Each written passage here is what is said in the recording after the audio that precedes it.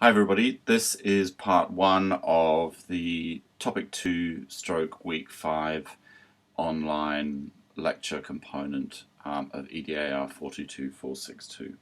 There are going to be two parts to this. So part one is going to be I suppose an engagement with or a synopsis of the media arts and how we might integrate them into our practice as teachers in the primary context. And part two is going to be an overview of the workshop that will be taking place on Wednesday and Thursday. So we'll begin with an acknowledgement of country. We respectfully acknowledge and pay our respects to the Aboriginal and Torres Strait Islander peoples and their nations, who are the traditional owners of the lands and seas wherever we gather in Australia. We continue to work together to build a respectful and reconciled country.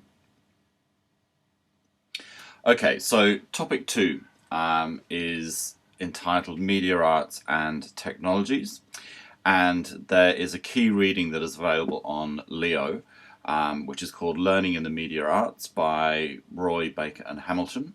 And when you go into the week 5 module on Leo, you'll see that there is a link that says Media Arts Workshop. When you click on that, it takes you to a function that is called Book on Leo, and you'll see in the top left hand corner of the screen there are 3 chapters to that book. There's 1.1, 1.2, 1.3.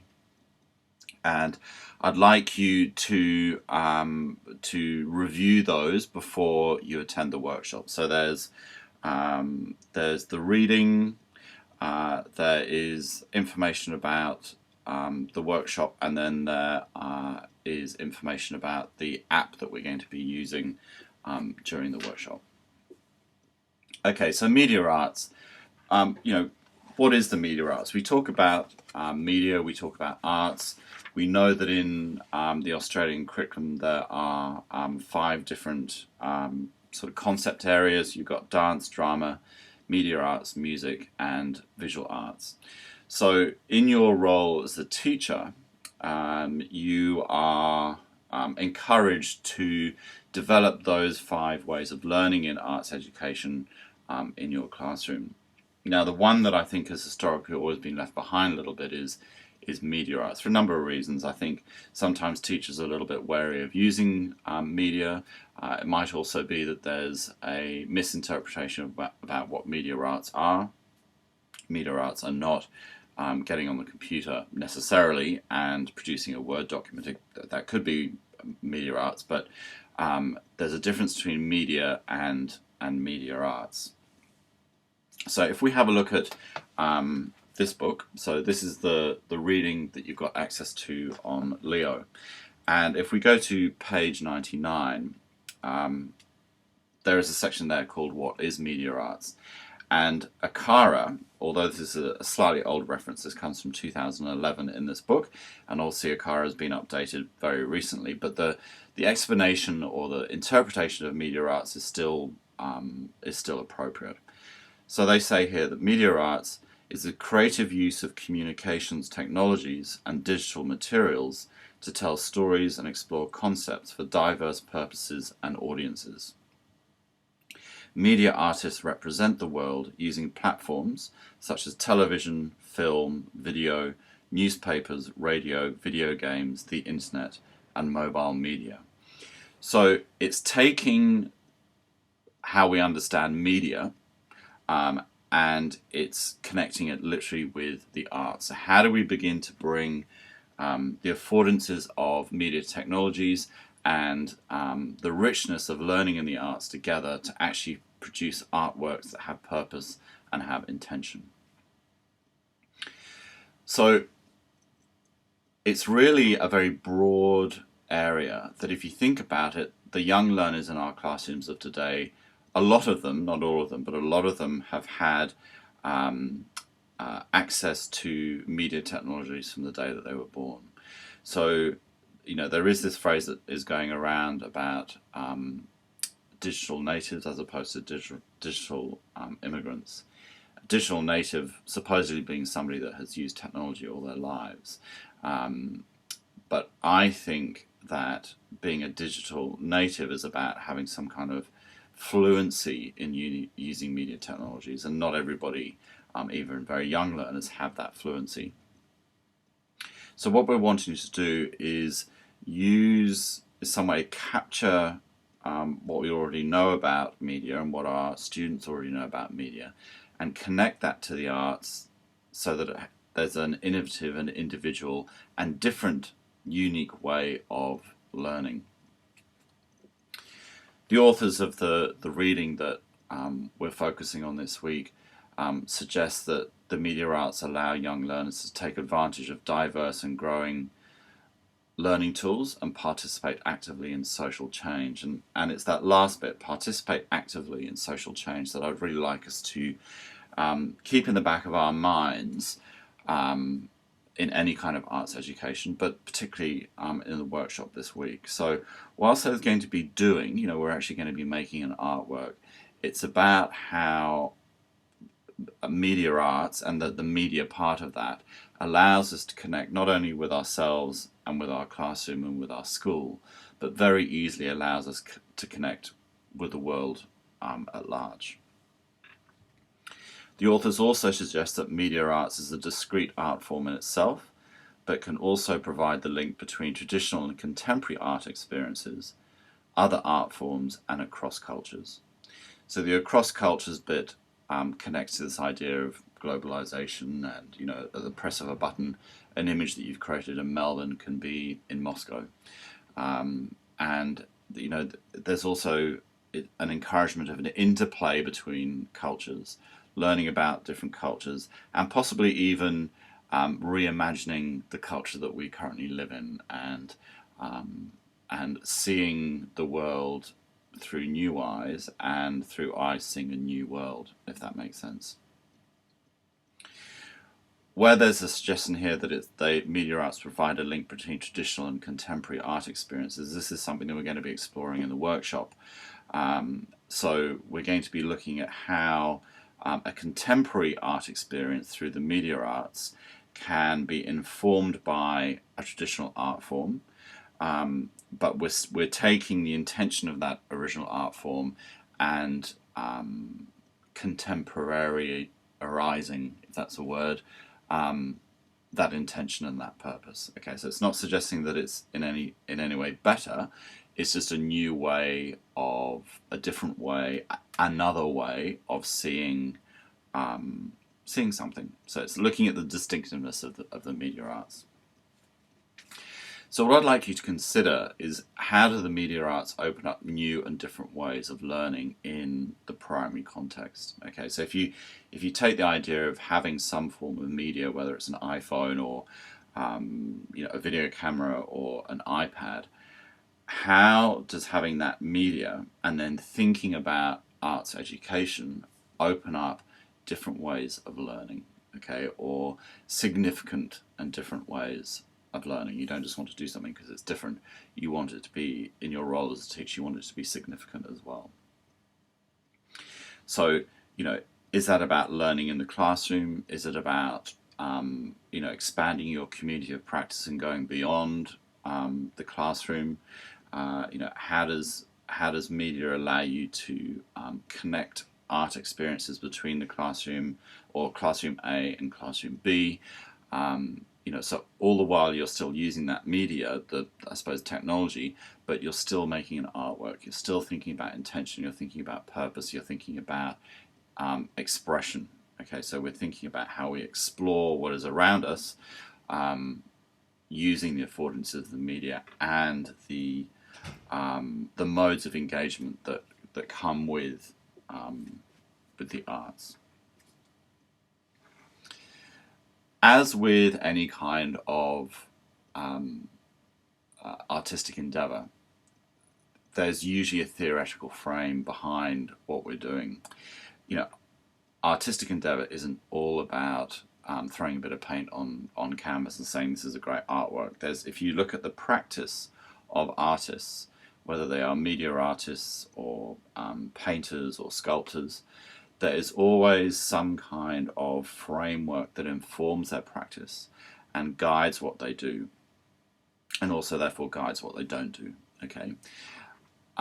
We have all at some stage over the last 4 years come across the conceptual framework, and there's an image on the screen at the moment. You'll remember that the conceptual framework is one way of looking at an art practice, whether that's through education or through an actual discipline. And you'll remember that we have 4 elements to this. So we have the artwork, the artist, the audience, and the world. When we were examining this in the earlier EDAR units, the world would have been replaced by subject. But it's a way of understanding those connections between these 4 things. So, if you have the artwork in the middle, as you have with the image here, how does the artwork connect to the artist? How does it connect to its subject matter? And how does it connect to its audience? Further to that, you can have how does the audience connect with the subject matter? How does the audience connect with the artist? So it's a way, it's not the only way, but it's a way of examining the relationships between the 4 concepts. Now with the media arts, there is a very similar framework that can be used. And so if you have a look at page 102 of the reading, it suggests that there's a relationship between the producer, the artist, the media, the artwork, the message, the world or subject, and the audience, which is the audience. So if you were to replace the words in that image with the 4 words that are appropriate and applicable to the media arts, you've got a framework that you can actually begin to work with. Okay, so it's not just about doing. There is something that you can make connections between.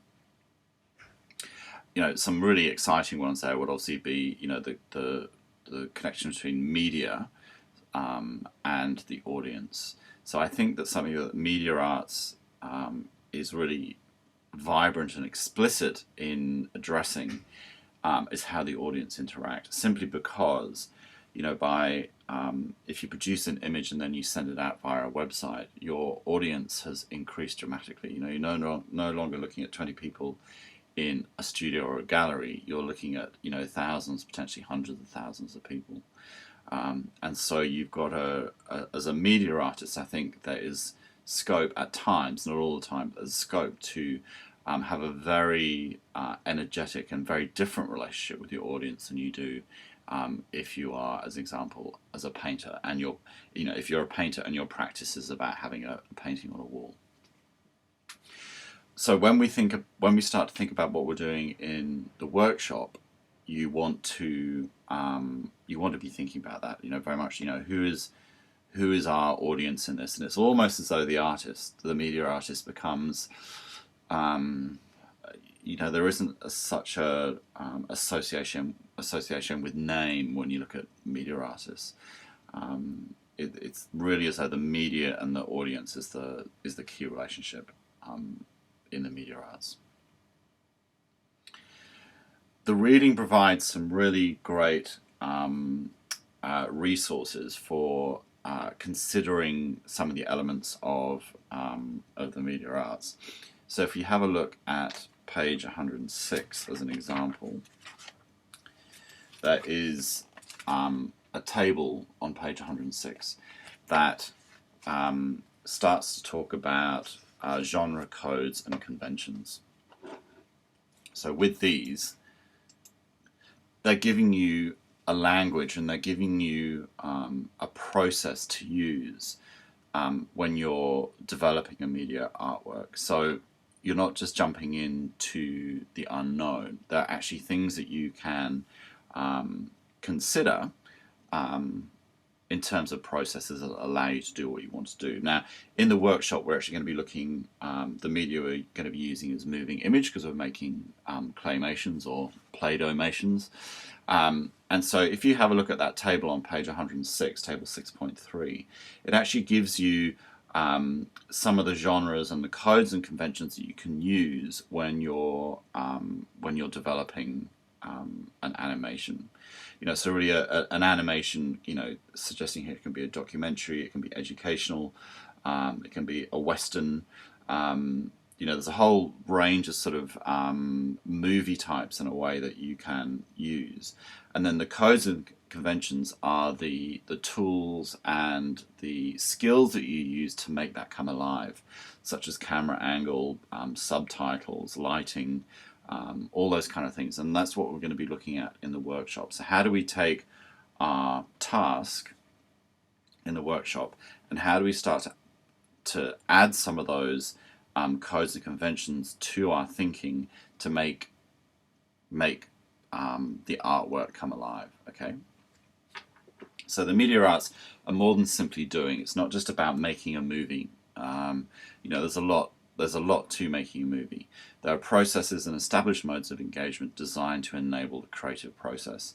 And I use the word creative here in its broadest term. I don't believe that the word creative should solely be associated with an art practice, but it's about it's about taking an idea, trying to think of a solution, trying to think of a way to make that idea come alive, using your imagination to create intangible thoughts, and then your creativity to make those intangible thoughts tangible.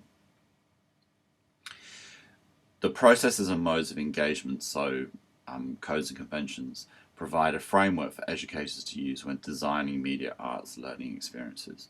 So try and steer away from thinking about media arts being some kind of elite artistic endeavor where it needs to be perfect. And if you go to the reading, you have a look at table 6.3 and also table 6.2, there is actually a language and the frameworks that you can use to make those things come alive. So even if you feel that you're not the best media artist, you can still follow processes that allow your media art work to come alive. Table 6.2, which is on page 105, is about the media languages. And here is an example. I've gone down to shot type. And the shot type is something that I want you to think about in the workshop as well. So it's not, when you're doing your claymation, it's not about taking your recording device and just aiming it on what you're recording. It's the different ways you can do it. So they've got close-up, extreme close-up, high angle, they've got a low angle, cutaway, your point of view, you could have bird's eye view as well. So there are different ways of engaging the device with the with the artwork, I suppose, or with the elements that become the artwork, because the artwork in this case will become a movie or a claymation movie. So have a look at table 6.2 and have a look at the media languages, because in the part of the workshop is going to be about storyboarding. Okay, so when you're storyboarding, I want to see you using this language of close-up, high angle, low angle, because what that will do is it will show you or give you indicators about how you can sort of agitate your movie and make it work as an artwork. Remembering that media arts is still about expression, it's still about getting an intention and a purpose through. How do you want that to work? Okay. So here, the media arts about expression of ideas, thoughts, beliefs, and so on. So you're still creating an artwork, but it's just not through pencil and paintbrush. If you think about the Mona Lisa, what was the intention behind that painting? Was it a portrait? Does the figure in the Mona Lisa have something important to say? These are questions that we need to tackle with. And it's the same thing with the media art. So when you're creating your movie, you're still wanting to, in a way, have a little bit of that mystery. So in one way you're demystifying what's going on, and in another way you're mystifying. So the media arts are concerned with the nexus between the media and the artistic purpose and intention of what you're creating. Okay. As with anything in life, it takes practice. And I would say that probably the first time we create a claymation, for the first time you're doing it, it may not come across as being particularly artistic, but the more that you do it, the better that will become. So media arts is our focus. We'll be looking at claymation in part 2 of this online resource. I'll be going through the workshop. But take time to go through the reading and particularly have a look at tables 6.2 and 6.3 and think about how we can start using those codes, conventions and the language to inform what we do as teachers and to inform our learning through arts education.